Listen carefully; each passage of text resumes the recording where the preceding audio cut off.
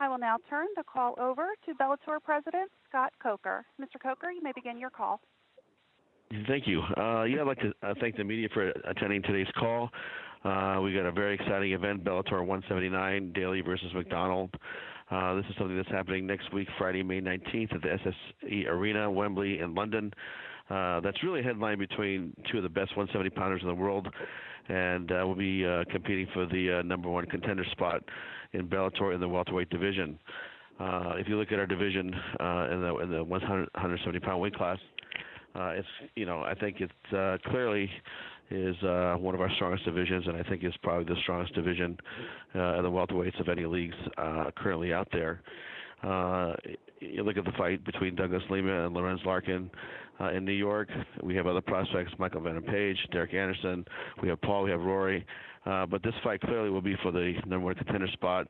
We'll fight the winner of Douglas Lima versus Lorenz Larkin in New York on June 24th. In addition to the headline fight, we also have other great fights on the main card that feature former champion Liam McGarry fighting Linton Vassell at light heavyweight division. We have Czech Congo versus Augusto Sakai at heavyweight, and the return of Baby Slice against TJ Griffin fighting on the card as well. And this event will be aired on Spike TV here in the U.S. at 9 p.m. Eastern and Pacific. And it'll also air on Spike UK at 9 p.m. On Friday the 19th, as well as Channel 5 starting at 10 p.m. in prime time. Will air from 10 to midnight. On one other quick note, on the same weekend at the Charlotte Motor Speedway, along with a partner with Monster Energy Drink, we'll be bringing a fight series to the Charlotte Motor Speedway prior to the Monster Energy NASCAR All-Star Race. We'll have 4 eliminator fights in the Bellator. We're trying to raise some talent here to find who's the next potential fighter from that region that can get a contract into Bellator. Tito Ortiz will be siding with Dan Henderson on Friday from 3 to 4 o'clock. It's something that we work very hard with Monster, and I'd like to thank Hans and from Monster Energy for making this all happen. And we're very excited about introducing Bellator to a whole new fan base, which is a NASCAR fan base. So with that, I'll turn it back over to Danny. Great. Operator, we can take our first question at this time. All right, your first question comes from the line of Gareth Davies from the London Telegraph. Your line is live. Thank you. Good afternoon, gentlemen, and good evening from London. Can I start by asking Scott Coker, first of all? Scott, is this a big moment for Bellator, given that you are on UK network television live for the first time, obviously coming to a potential audience of what is basically 70 million people?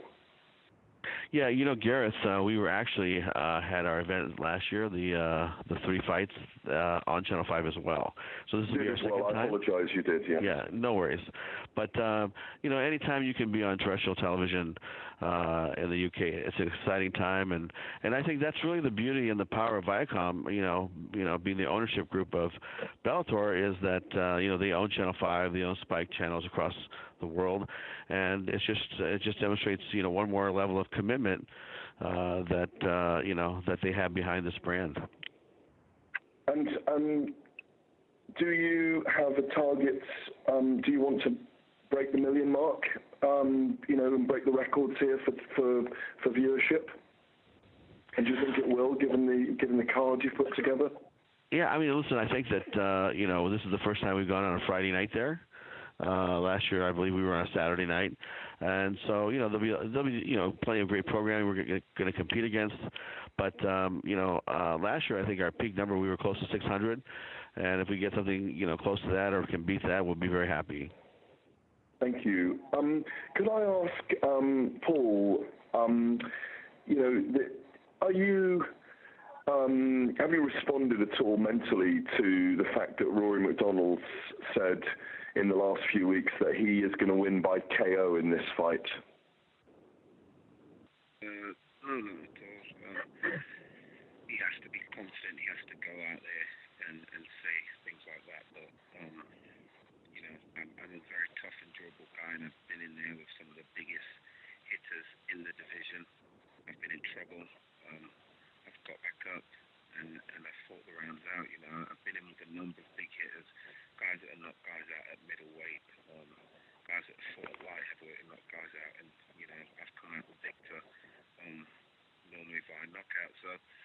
Rory has to go in there saying these big things. He's been out for a while. He wants to come back. He wants to entertain, but he knows realistically he is not going to win by knockout. And Paul, I don't know if it's me, but I couldn't hear you particularly clearly then. I don't know if it's just on my line. I'm just saying, as I was saying, like, he has to say things like that because he's been out for a while, but the fight will go the way it normally goes when people feel my power. When I touch him with the punches, he'll be doing his best to get the fight to the ground. So I just have to be prepared for that and take my opportunities when they arise. And do you feel much? We know how powerful you are as a striker. We know that you're a brilliant finisher. But do you feel a much smarter fighter than say those kind of wars you had back in 2011 with Nick Diaz or with Tyron Woodley? Are you a changed fighter over the last 4, 5 years, 6 years? Yeah, most definitely. I'm a much more comfortable fighter. I'm much more happy with the way that I prepare for fights. I enjoy the whole process. And I've come to realize that I have the big advantage over the majority of guys that I fight, and that I've had so many fights in kickboxing and MMA, and I've taken that on board now. I've acknowledged that, and it's brought me to a certain comfort level where I feel like I've fought every type of fighter you can give me in MMA or kickboxing. So I really just have to go in there and fight. I don't have to think about anything. I just have to go in there and fight. I've been in the most situations. I've been with my back against the wall. I've been knocked down. I've got up. I've been in submissions. I've had to defend. I've done everything. So all I have to do in there is go and fight and take the guy out, finish a guy. And can I just finally ask you, Paul, it's a huge time for fight sports in the UK at the moment. We've just had a massive heavyweight event at Wembley just next door with Anthony Joshua and Vladimir Klitschko in boxing, and there's talk of Tyson Fury coming back at the moment. There's a huge interest in fight sports in the UK more than ever before, certainly in the last 25 years that I've been involved in fight sports covering it. And is it a thrill to be headlining at this time at home when fight sports are thriving? Yeah, definitely. And that's such a prestigious venue in Wembley Arena. I've had some of the best moments of my career at Wembley Arena. Being a young 23-year-old fighting in front of 10,000 people at the old K.B. promotion, I was British and world champion there, and it feels like the timing is right for me to come back to sort of come full circle and back to being on a big show in front of the home crowd in more familiar territory. O2 was great, but I'd never fought at O2 before, and to be honest, I felt really uncomfortable. I felt more comfortable fighting in America. Whereas Wembley, the whole area, I have family across the road. My auntie has a Jamaican restaurant across the road. My cousin lives around the corner. My coach is just up the road. I know the area. I know the arena, and I'm just looking forward to, taking it back to my youth and entertaining and knocking Rory out. Could I just finally ask a question? Thank you, Paul. Could I finally ask a question for Rory? As you said and quoted recently, you believe you'll win by knockout, Rory. Why do you win this fight by knockout? I've said in the past that I could win this fight by any means necessary, any finish. I feel like I have the ability to knock out Paul, but I definitely feel that if the fight goes to the ground, I have the ability to submit him as well, because I'm well-rounded. I've made it clear that I could fight the best of the best in the kickboxing realm, and the best on the ground as well. So that's something that he has to look out for, is my well-rounded game. And finally, from me, Rory, thank you. Do you feel reinvigorated, if you like, being in a new organisation? Has something to you and become perhaps more reinvigorated? Absolutely, it feels like chapter 3 of my career at this point. You know, a big organization move, and just coming off the 2 losses that I've had, you know, and the changes I've made in my training. I've noticed a big difference in my mindset, my physical abilities, my martial art abilities. So I'm very excited to make my debut in Bellator and show the changes that I made over this layoff, and I think it'll excite people for the future fights. Thank you very much, gentlemen. The next question comes from the line of Steve Jones from MMA Mania. Thank you, operator. My first question is for Rory, and I'd like to know if he feels that there's been an evolution in his style as a fighter, given it's been almost a year since we saw him go 5 rounds with Wonder Boy. Absolutely, I made a lot of changes from the way I was training for that fight.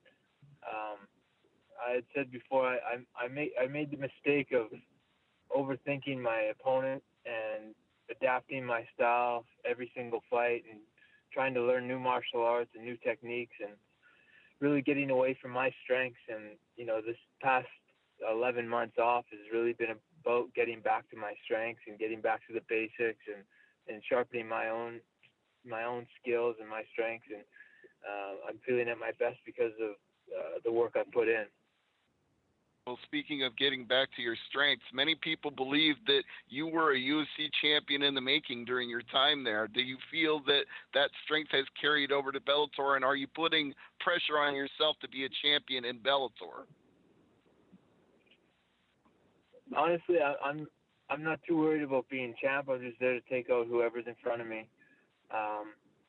Obviously, it'd be nice to fight for the title, but I'm not really putting a lot of pressure on that. I just want to go out there and wreck people the way I know I can.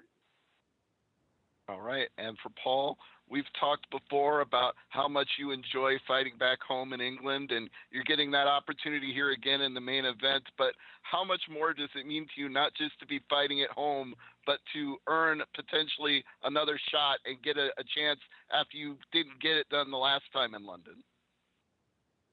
Yeah, it's a massive opportunity, but above the opportunities that's ahead of me, it's I'm fighting the name of Rory MacDonald, someone who I rank in the top 5 in the world. You know, he's a big name. He's seen his game, and I truly believe that he's in for a big shock. I think that everything is seen in footage that is heard or is seen following my long career is nothing like the actual experience when you're in the cage with me. And I truly believe that he's in for a big shock. Well, I think Brennan Ward found that out firsthand back in January. But as for delivering a big shock, if you get that title shot, which Scott has already said is on the line here, do you want that rematch with Lima, or would you like to face Larkin potentially instead? I'm saying that Rory is top 5. I hold Lima above Rory. I don't think there's a bigger, more athletic, scarier welterweight out there at the moment. And me and my team, we believe that we can defeat Douglas Lima over 5 rounds. So not looking past Rory, but yeah, we want the shot at Lima. I feel if I'm more composed, I don't rush out in the first 30 seconds like I did last time. I think over 5 rounds we'll beat Lima. All right. Thank you very much, gentlemen.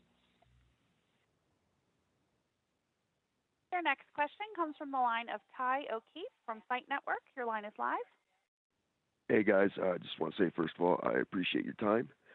My first question is for Rory MacDonald. You know, you came over from the UFC, and you were there for quite a while, and obviously you haven't fought yet in Bellator. But could you mention or, talk about some of the differences you've seen thus far between the 2 promotions as far as your experiences go? I've just been more in touch with the promoters, getting my outlooks on things, how I want things to go when it comes to the promotion of myself, just more involved rather than just being another guy in the line, another number or, another sheep. So I just feel more respected, more attention to detail when it comes to the promotion of myself, because I think Bellator gets it that they want to build the character around each and every guy on their roster. They want to build up the names and let people see the real side of them, and they could build that up. But UFC kind of has lost that, and everybody's wearing the same thing, and everybody is trying to be Conor McGregor, so it's lost its feel over there a little bit. Okay, and just another quick question for Rory. Your last fight with Wonder Boy, you had kind of a long layoff leading up to that fight as well. Did you think that factored into the loss that you had against Wonder Boy? And if so, are you somewhat concerned about that again, having 2 long layoffs in a row like that? No, the layoff wasn't a big issue for me. I mean, when I got in there, a fight's a fight for me. I could fight any place, anytime, anywhere, so against anybody. So the problem with that fight was my training. I really had screwed up and tried to be a karate kickboxer and tried to beat my opponent at his own game. And I'd made that mistake too many times, trying to change my style every single fight. And I made the necessary changes this year, and I don't think we're going to see that same issue. All right, thanks a lot. And just a quick question for Paul Daley. Now, you mentioned that, you rank Lima ahead of MacDonald, although they're both top 5 in the world. Having said that, would beating Rory MacDonald rank as the biggest win of your career? Yeah, most definitely. Rory is a recognized name. He's been in there with other recognized names that are ranked highly. And he's a very tough, well-rounded guy. Beating Rory MacDonald would definitely be the biggest win of my career. All right, well, thanks a lot, both you guys, and good luck. Your next question comes from the line of Steven Morocco from MMA Junkie. Your line is live. Hey, a couple of questions for Rory. You mentioned previously that surgery wasn't an option for your nose, and there was some concern as to how it would hold up in camp. Have you had to make any adjustments to make sure you don't get injured again? Basically, I just gave it a lot of time. I took time off sparring and contact martial arts, and just gave it the month it needed to just fuse back together. I didn't do that after I lost to Robbie Lawler. I was back in the gym sparring hard and re-breaking it and training. So that's why we seen it break again in the Stephen Thompson fight. It wasn't healed, I just didn't really. I wasn't a professional about it because I was hungry. I wanted to get back in there and keep training hard and keep fighting hard. But I took the time I needed to, and it's back 100%. It's been tested in the gym. Absolutely, it's not a worry for me. There's been a report off your Twitter account that you've moved on permanently from TriStar. Is that accurate? No, it shouldn't be from my Twitter account. I don't know, but basically what you might be reading is that I did part of my training camp in Kelowna, BC, where I originated from, and I did a lot of my training with my coach David Lee there. But it's a place that I've always went back and forth with between Montreal. I spent a little more time there this training camp than usual. Why? Why does that work better for you? Just going back to what I was saying before, just getting back to my strengths.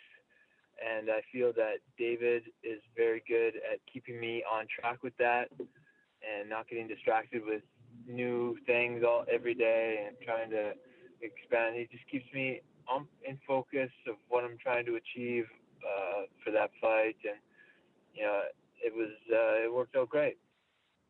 So you see a picture from Vitor Belfort joining the gym, and it's such a large group of guys. Is it easy to sort of get lost in the shuffle of training there full time at TriStar? I don't really look at it like that. I mean, everybody's in there doing their own thing, working together, getting the work in. So it's great having a lot of new bodies in all the time. With the world famous gym, people are always stopping in. new bodies and new styles. So it's always fun having a lot of new guys come in. And when you first started fighting, did you have this thought? Did you make peace with the idea that maybe your nose might not look the same after your career ended? Yeah, I don't really care.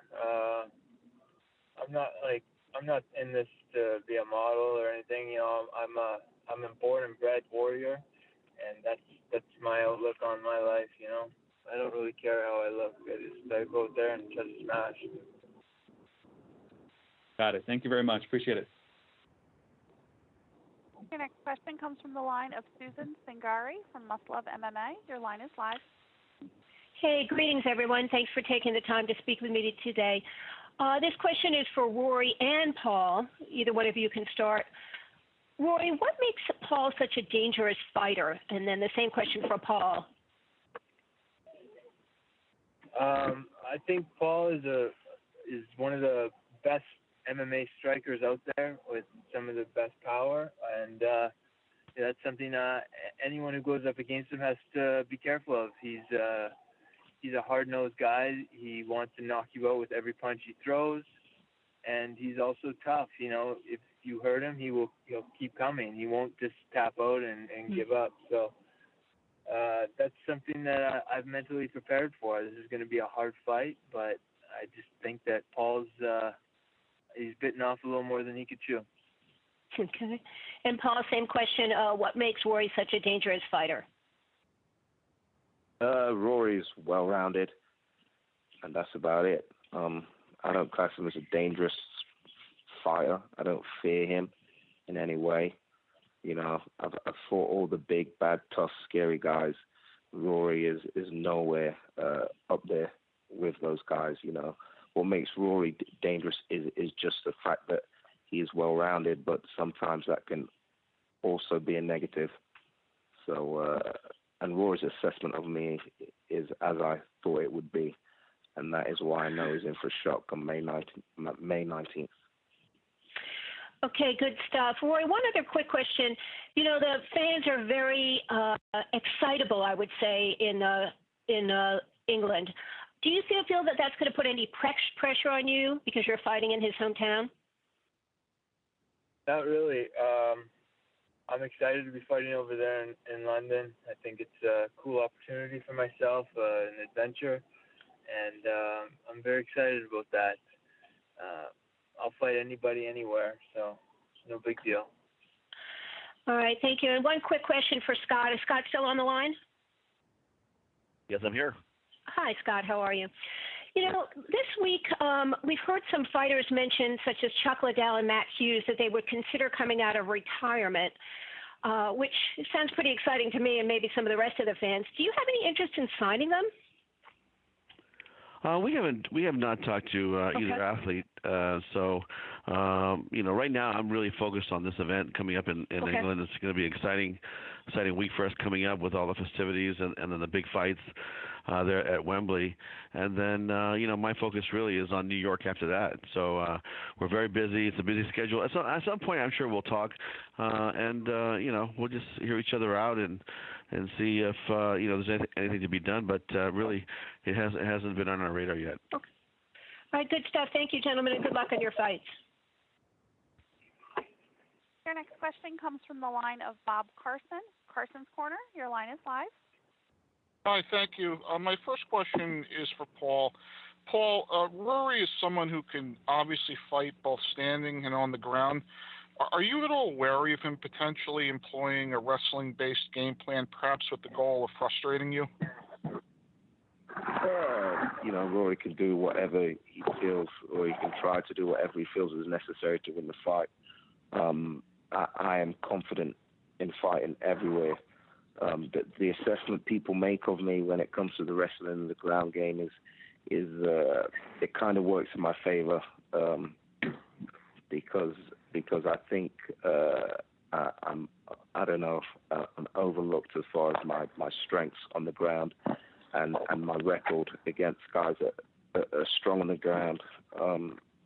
It is what it is. He will try and do what he has to do to survive. and I will do what I need to do to take him out. I'm not worried about anything or what tactics he may try to employ. I'm there to fight.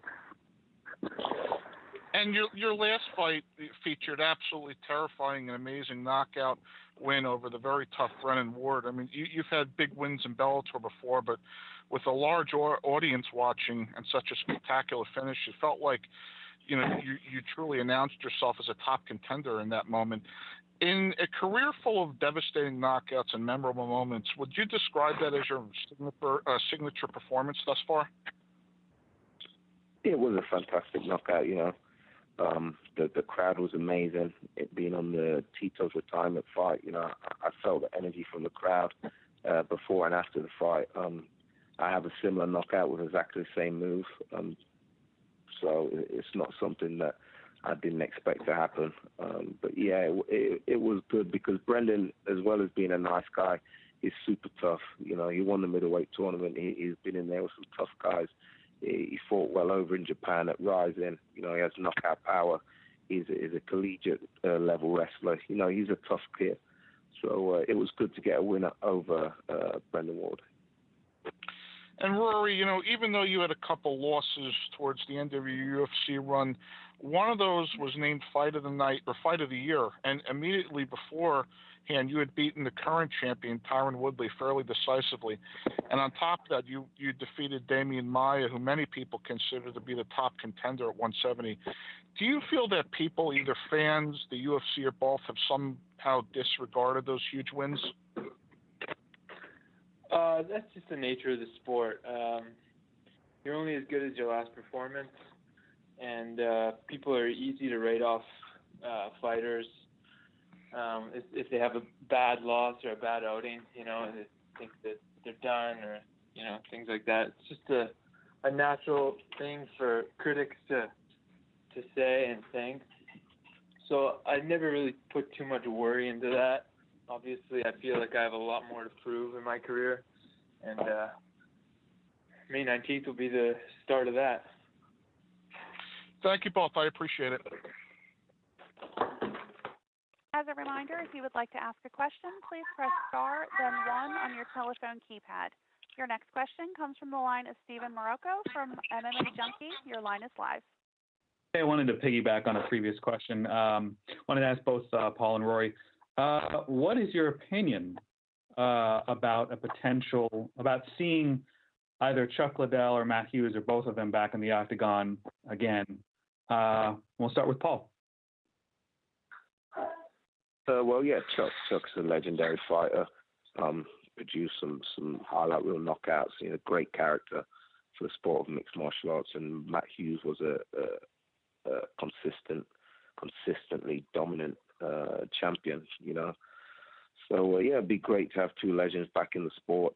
In particular, Matt Hughes, is in my division. It'd be great to get in there and fight against a legend. So yeah, it'd be great to have them both back, and even better if they come to Bellator. And Rory? I think Bellator's done a fantastic job, bringing in these legendary fighters and matching them up against each other. I think it's good for those legendary fighters to come in and stay busy and do what they love without having to go up against the young and dangerous guys. So I like it. The fans like it. It really works. So I would always like to see more of the old school guys keep coming back to Bellator for good fights. All right, thank you. Your next question comes from the line of Jay Anderson from Cageside Press. Your line is live. Hey, good afternoon from Ontario, Canada. First question, I guess either Scott or Rory. Obviously doing the big event in London in Paul Daley's backyard, was there any talk originally of maybe having Rory fight up in Canada? Yeah, this is Scott. We had checked several venues, availabilities, and we are currently speaking to a couple of venues in Canada about doing a big fight there before the end of the year. So, just hang tight. We'll be up there shortly, and we'll come there like we did in London. We'll come there with a big card, big matchups. That's great to hear. And one question for Rory. I know you mentioned you took the time off. You'd originally, after you broke the nose originally, you'd kept training, re-broke it in training. How long was it before that nose was really fully healed? And, has it been touched in training since? Are you confident in it? Yeah, I pretty much, I didn't spar all the way up to training camp. And then I started once, I was a couple months away from the fight. I started my regular training. And, it's been tested for the last 2 months, and it hasn't given me any problems, and I haven't been worrying about it. I'm very confident in it. Okay, thanks very much. Your next question comes from the line of Mark Piopos from Wombat Sports. Your line is live.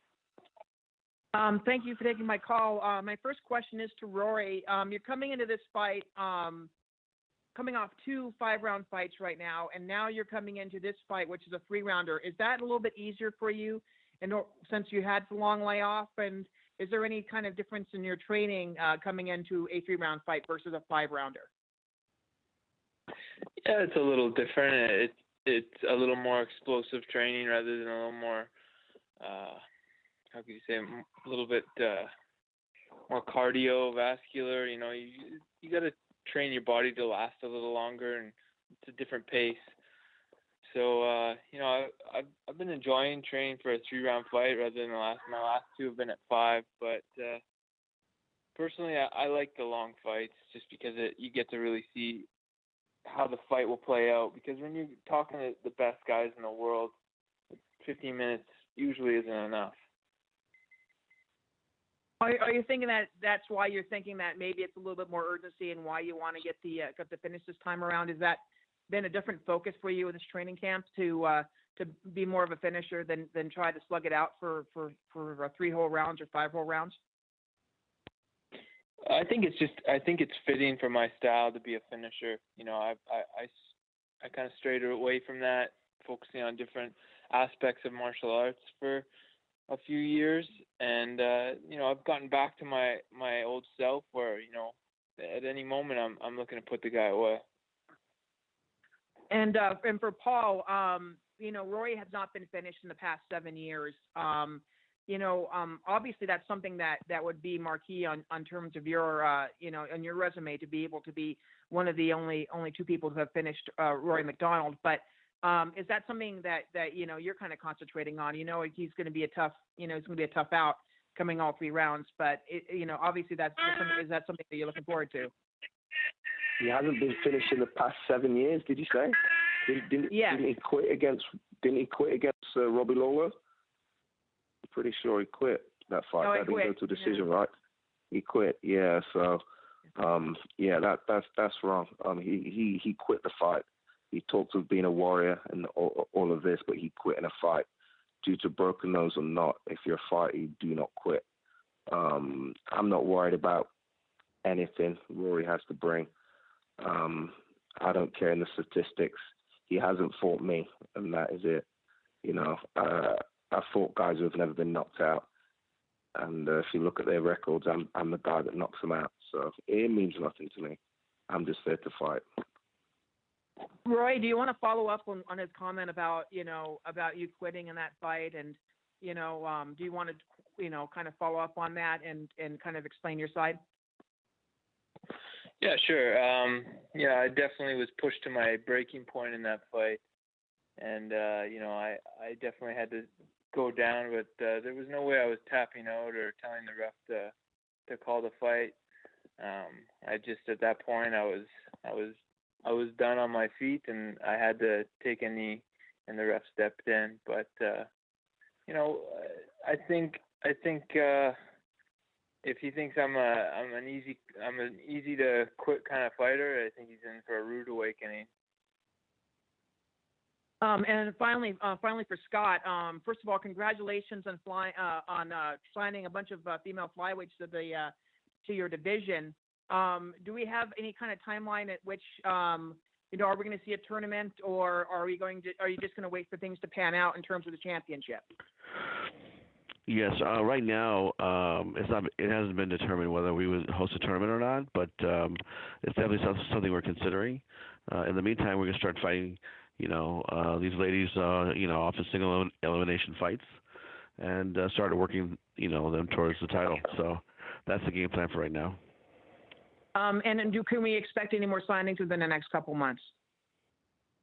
Of course, always. I mean, there's new free agents popping up here and there, and when they're able to speak to us, we're going to speak to them. And I made it very clear that our goal is to sign every free agent that we want to keep, to come over to our roster, and that we're open for business. And I think last year was a great year for us. I think this year will be another great year for us for free signing acquisitions. Okay, well, thanks a lot, Scott, and thanks a lot for taking my call, guys, and best of luck to you. Thank you. Great, thank you. With that, we're going to actually just have Rory and Paul, close things up with some final closing statements. If you want to get us started, Rory. I don't really got much to say. I had a great training camp. I'm feeling at my best, and I'm going to go out there to punish this guy and make him look like he doesn't even belong in there with me. And as well as every other fighter I come across, it's just going to be a different league when they step in there with me. Great. And Paul? Yeah, with that said, make sure everyone tunes in May 19th. Make sure you have your tickets. And just, prepare yourself for an entertaining main event. That's all I have to say. The rest of the talking I'll do in the cage May 19th. And Rory will see exactly what I'm on about. Great. With that, I want to thank all the media for joining us for the Bellator 179 conference call. Make sure to tune in next Friday, May 19th from the SSE Arena, Wembley in London. We will see you next time. This concludes today's teleconference. You may now disconnect your line.